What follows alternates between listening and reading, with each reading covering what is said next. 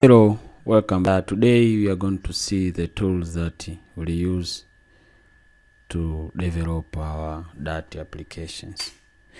There are many tools that you can use to develop Dart applications, but the preferable one is Visual Studio Code or VS Code. It's an free open source text editor which you can use to develop Dart applications. So in this video we are going to see how to install it, and I will see an alternative of tools that you'll use to develop Dart applications.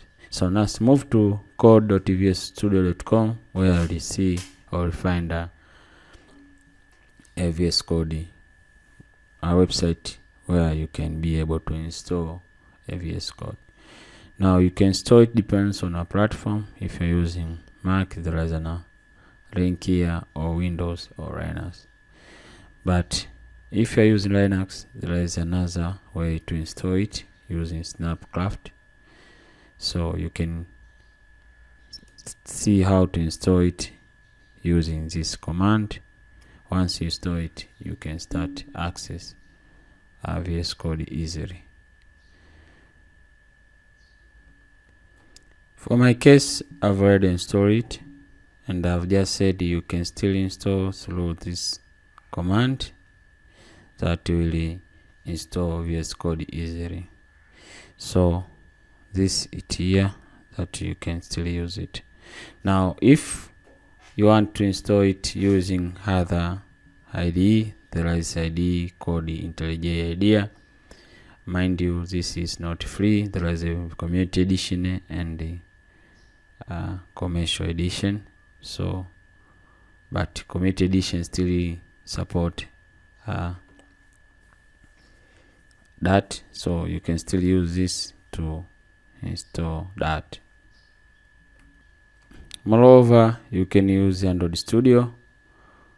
This is IDE for creating mobile applications, and you can use this to develop that application. There is a Android Studio plugin for that, and likely IntelliJ and Android Studio created by the same company called JetBrains, so they are almost identical, the same.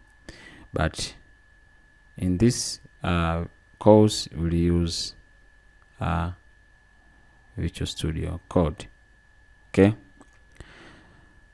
so these are the tools that we'll use, especially Visual Studio Code. And if you know how to use IntelliJ, there is a plugin, and Android Studio. I will show you this plugin in the coming videos. So this is a tool that we'll use to develop our Dart program, especially this VS Code.